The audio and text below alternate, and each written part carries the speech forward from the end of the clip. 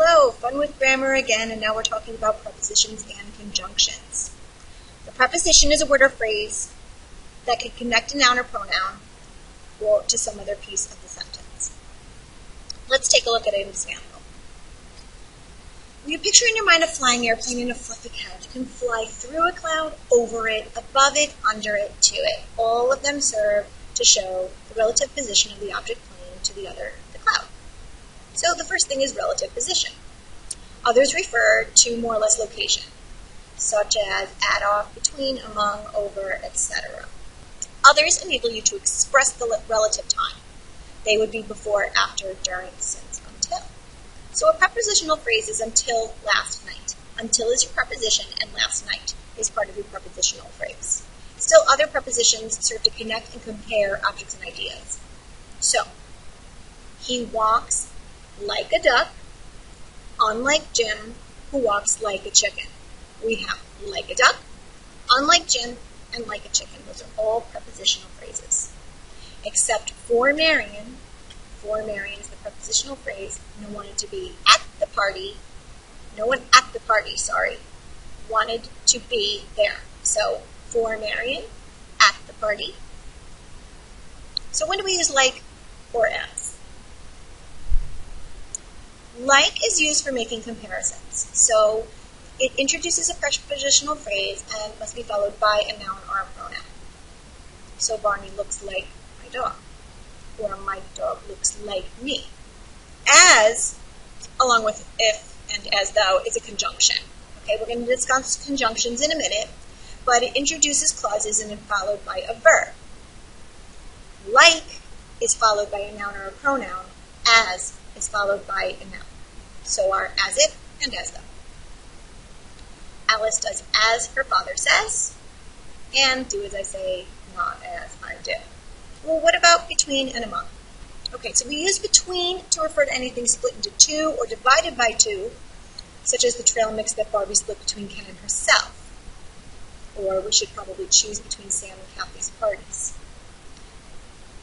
We use among for division by more than two.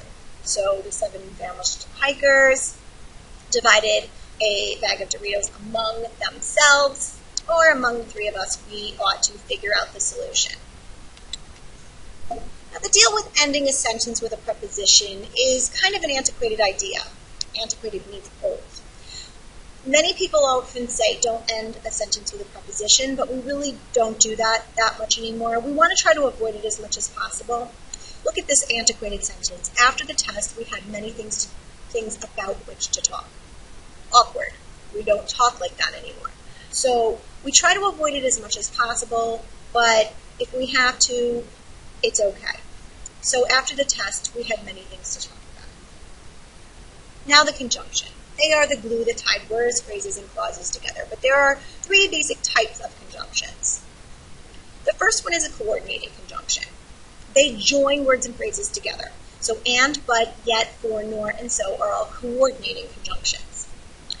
Please pick up some bread or rolls. So in this case, what is coordinating is the bread or the rolls. So close, yet so far. Yet is 2 phrases. It is connecting so close with so far. And I love you, but you don't love me is also 2 clauses. I love you, and you don't love me are the 2 clauses. Okay, a coordinating conjunction that links 2 or more clauses results in a compound sentence.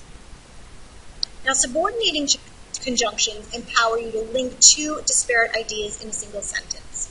So my sister got married and wolfed down a peanut butter and jelly sandwich it's coordinated, but they are very despairing ideas.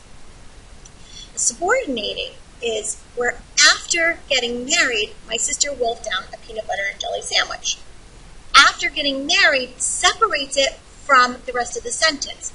Now keep in mind that creates something called a subordinating clause or a dependent clause, which is important to understand because the rest of the sentence must have a subject and a predicate. That is the main clause of the sentence. So always make sure that there's a subject and a predicate. So after getting married can be removed. It is subordinating. It is dependent upon the rest of the sentence. My sister is the subject and wolfed is the predicate. Okay, so you always have to have the subject and the predicate. The subordinating conjunction can fall after or before the main clause, but it has to be there. There has to be that main clause. The last is the correlative conjunction. Okay, these come in pairs. They are almost never separatable. So we have neither nor, either or, only, not only but, whether or not, and both and. So I'll either go for a walk or go to sleep when I get home. We are taking either. I, okay, will either, one, go for a walk or go to sleep. And neither rain nor sleet will keep me from seeing you tonight, rain nor sleet. And that concludes our section on prepositions and conjunctions, so please complete chapters 10 through 11.